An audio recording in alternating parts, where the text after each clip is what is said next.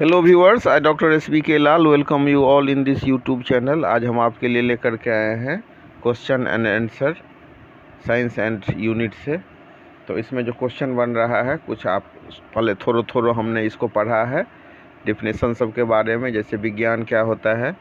तो सावधानी पूर्वक और क्रमबद्ध तरीके से किए गए प्रयोगों और परीक्षण द्वारा प्राप्त ज्ञान को ही विज्ञान कहते हैं। तो इसी हिसाब से सबसे पहले आप क्या कीजिए, तो जो मेन पॉइंट है इसको रिव्यू कर लीजिए।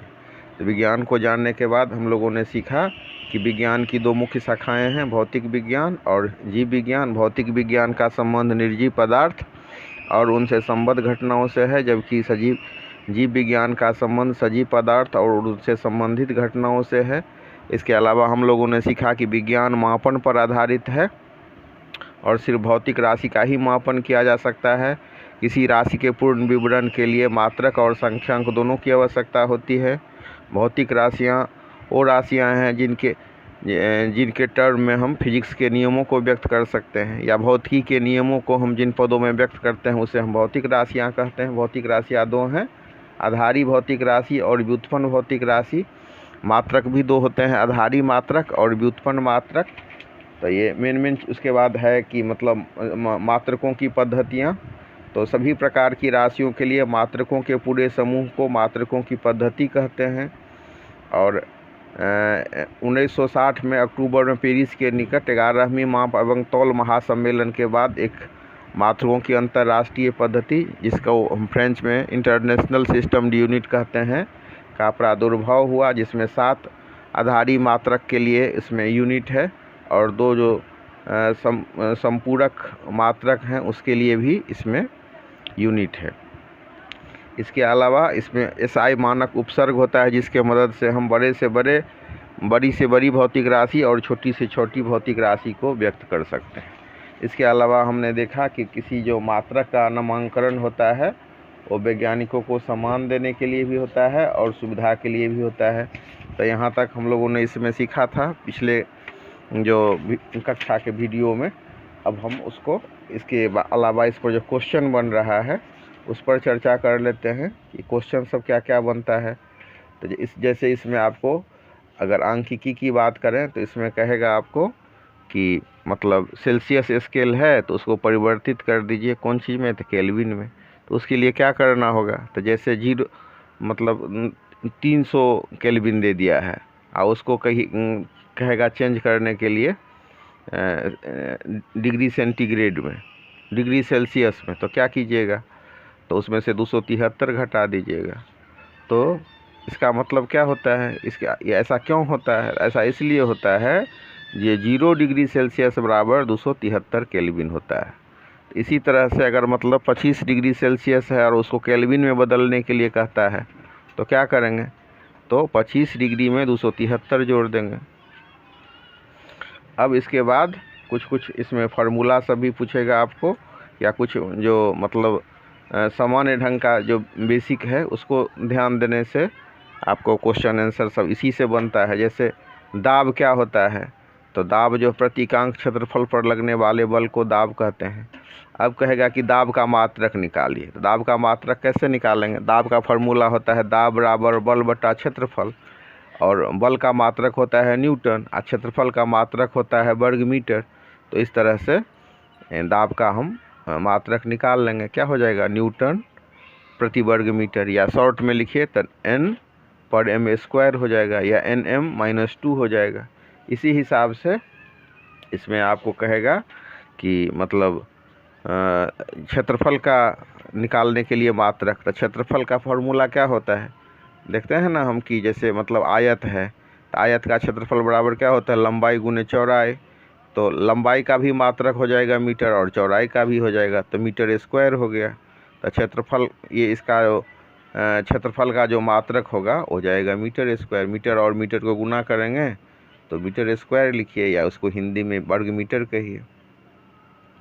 तो इस तरह से हम निकालते हैं। कोई भी राशि जिसका मात्रक आपको मालूम नहीं है और मात्रक मालूम करना है तो क्या करते हैं, तो उसमें हम पहले उसका फार्मूला लिखते हैं। फार्मूला लिखने के बाद फिर अलग अलग जो मतलब उसका राशि है जिस पर वो पूरा फार्मूला डिपेंड है, सब राशि को गुना कर देते हैं। जैसे आयतन है, आयतन का मात्रा कितना होता है, ये निकालने के लिए क्या करेंगे, तो आयतन का फॉर्मूला होता है लंबाई गुने चौड़ाई गुने ऊंचाई।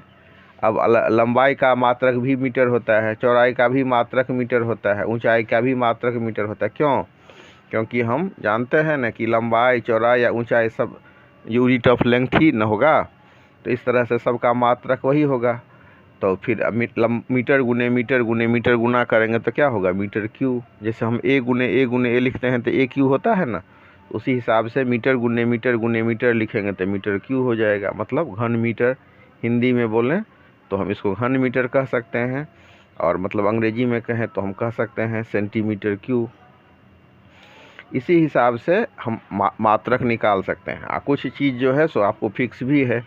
जैसे अभी हम दाब का चर्चा आपको कर रहे थे, तो दाब का कहेगा मात्रक निकालने के लिए, तो दाब का फार्मूला लिखेंगे, दाब बराबर होगा बल बटा क्षेत्रफल, और बल का मात्रक होता है न्यूटन और क्षेत्रफल का मात्रक होता है वर्ग मीटर। तो दाब का मात्रक हो जाएगा न्यूटन प्रति वर्ग मीटर। और एक बहुत महान वैज्ञानिक हुए पास्कल, तो उनको सम्मान देने के लिए उनके नाम पर भी इसका मात्रक है, तो दाब का मात्रक पास्कल होता है। अब ये जो हम निकाल रहे हैं न्यूटन पर मीटर, तो 1 पास्कल बराबर होता है 1 न्यूटन पर मीटर। इसी हिसाब से जो हमारा एटमॉस्फेयर जो प्रेशर होता है दाब के मापन में, तो एक और भी मात्रक यूज होता है जिसको हम एटीएम बोलते हैं। एक एटीएम बराबर 1.013 गुने 10⁵ पास्कल होता है। अब इसी तरह से मान लीजिए कि इसमें और एक क्वेश्चन बनेगा, आपको बहुत सारा क्वेश्चन बन सकता है, लेकिन मेन हम क्वेश्चन देखते हैं। जैसे लोहे के एक टुकड़े का आयतन मान लीजिए कि 0.45 मीटर क्यूब है, और उसका द्रव्यमान है 3510 किलोमीटर, तो लोहे का घनत्व कितना होगा। तो फिर यहाँ पर हम क्या लिखेंगे, घनत्व का फार्मूला लिखेंगे। घनत्व को हम रो से इंडिकेट करते हैं, तो रो बराबर हो जाएगा m/v, यानी कि मतलब घनत्व बराबर द्रव्यमान बटा आयतन। अब यहाँ पर क्या सब दिया हुआ है, यहाँ पर दिया हुआ है कि मतलब लोहा का द्रव्यमान है 3510 किलोग्राम, और मतलब आयतन है 0.45, तो उसका घनत्व क्या होगा, तो घनत्व बराबर हो जाएगा द्रव्यमान बटा आयतन। तो द्रव्यमान कितना है 3510 किलोग्राम, और आयतन कितना है 0.45 m³। तो हम 3510 बटा 0.45 लिखेंगे, और इस तरह से हमारा हो जाएगा। इसको कैलकुलेट करेंगे तो हो जाएगा 7800 किलोग्राम पर मीटर क्यूब। और इसी को अगर हम सफिक्स के मदद से सजा लें तो ये हो जाएगा 7.8 गुने 10⁻³ किलोग्राम पर मीटर क्यूब, या मतलब इसको इसी को हम लिख सकते हैं आसानी से घात के रूप में। तो ये हो जाएगा 7.8 गुने 10⁻³ किलोग्राम पर मीटर क्यूब। अब कह रहा है कि 1 मीटर को व्यक्त कीजिए मीटर में 1 फुट को, तो 1 इंच बराबर कितना होता है, तो 1 इंच बराबर होता है 2.54 सेंटीमीटर। 1 फुट बराबर कितना होता है 12 इंच, तो 1 फुट बराबर हो जाएगा 12 इंच, और 12 को हम गुना कर देंगे 2.54 से, तो इतना ये हो जाएगा cm। तो 1 फुट बराबर हो जाएगा 12 गुने 2.54 cm, यानी कि 30.48 cm। तो 1 फुट में कितना cm हो जाएगा, 1 फुट में हो जाएगा 30.48 cm। अब मीटर को, ये सेंटीमीटर को मीटर में कन्वर्ट करने के लिए क्या करते हैं, 100 से भाग दे देते हैं, तो हमारा हो जाएगा 1 फीट बराबर 30.48 cm, और उसमें 100 से भाग दे दीजिए, तो हो जाएगा हमारा 0.3048 मीटर। इसके बाद कहेगा कि प्रकाश वर्ष जो होता है उसको किलोमीटर में व्यक्त कीजिए। तो 1 सेकेंड में प्रकाश कितनी दूरी करती है, 2.998 गुने 10⁸ मीटर। 1 वर्ष में कितनी दूरी तय करेगी, तो उसमें 1 वर्ष में होता है ना 365.25 दिन, तो उसमें गुना कर दीजिए 24 गुने 60 गुने 60 से, तो 1 वर्ष में हो जाएगा 365 गुने 24 गुने 60 गुने 60, इतना सेकेंड हो गया। अब 1 प्रकाश वर्ष में कितना मतलब हो जाएगा, ये इसका जो हम निकालते हैं किलोमीटर में 1 प्रकाश वर्ष को, तो इसके लिए 1 सेकेंड में करता है ना 2.98 गुने 10⁸ मीटर, तो 2.98 2.998 गुने 10⁸ मीटर में हम गुणा करेंगे 365.25 को गुना करेंगे 24 गुने 60 गुने 60, तो ये हो जाएगा हमारा 9.46 गुने 10⁵ मीटर। तो ये बराबर हो जाएगा 9.46 गुने 10⁻12 किलोग्राम। तो इसी तरह से हमारा इसमें क्वेश्चन सब बनता है। जैसे एक क्वेश्चन बनेगा कि मापन कौन सी प्रक्रिया है, तो इसमें आपको ऑप्शन दिया रहेगा, गणना की प्रक्रिया है या बदलने की प्रक्रिया है या तुलना करने की प्रक्रिया है या अंतर स्पष्ट करने की। तो हम मापन में जब हम मात्रक को पढ़ते हैं ना, तो किसी भौतिक राशि को मापने के लिए उसी भौतिक राशि के सदृश एक मानक की आवश्यकता होती है, जिससे तुलना करके हम किसी भौतिक राशि का मापन करते हैं। तो ये सही विकल्प इसका हो जाएगा तुलना करने की। किसी राशि के परिमाण के लिए पूर्ण विवरण के लिए क्या आवश्यक है, तो मात्रक आवश्यक है या संख्यांक आवश्यक है या मात्रक और संख्यांक दोनों आवश्यक है। तो इसका उत्तर हो जाएगा मात्रक और संख्यांक दोनों आवश्यक है। इसके अलावा आप देखेंगे इसमें कि एसआई मात्रक में कितने आधारी मात्रक होते हैं, तो एसआई मात्रक में 7 आधारी मात्रक होते हैं। इसके बाद क्वेश्चन बनता है कि इनमें से कौन आधारी राशि नहीं है, तो इसमें आपको 4 विकल्प दे दिया रहेगा, जैसे द्रव्यमान, वेग, समय, विद्युत धारा। तो देखिए आप जब चार्ट देखेंगे एसआई यूनिट का, जो 7 बेस यूनिट है, तो उसमें देखेंगे कि द्रव्यमान भी है, समय भी है, विद्युत धारा भी है, लेकिन वेग क्या है, वेग बराबर होता है दूरी बटे समय। तो दूरी और समय पर निर्भर करता है, तो आधारी राशि हो जाए कौन सी इसमें से कौन आधारी राशि नहीं है, द्रव्यमान, समय, विद्युत धारा और वेग में, तो उसका सही विकल्प हो जाएगा वेग। वेग जो है आधारी राशि नहीं है। अब इसके अलावा बहुत हल्का क्वेश्चन सभी पूछेगा। अब जैसे 1 किलोग्राम कितना ग्राम के बराबर होता है, तो 1000 ग्राम के बराबर होता है। इसके अलावा हम इसमें देखेंगे कि कुछ मात्रक से क्वेश्चन रहे, राशि आपको दे दिया रहेगा भौतिक राशि, और उसका आंसर आपको लिखना होगा। जैसे उष्मा का एसआई मात्रक क्या है, तो उष्मा का एसआई मात्रक होता है जूल। 1 मीटर बराबर कितना मिलीमीटर होता है, तो 1 मिलीमीटर स्क्वायर बराबर होता है 10⁶ mm²। कौन सी ऐसी राशियां हैं जो स्वतंत्र मानी जाती हैं, तो इसका उत्तर होगा, सही उत्तर होगा आधारी। आधारी राशियां वे राशियां हैं जो स्वतंत्र मानी जाती हैं। वेग कौन सी राशि है, तो वेग जो है सो अदिश राशि है, वेग जो है सो सदिश राशि है। और यहाँ पर मतलब वो जब पढ़ेंगे आप गति वाला चैप्टर में, तो उसमें आप जानेंगे, या जिसमें सदिश के बारे में चर्चा है। यहाँ पर जो वेग के बारे में पूछेगा, तो वेग जो है व्युत्पन्न राशि है।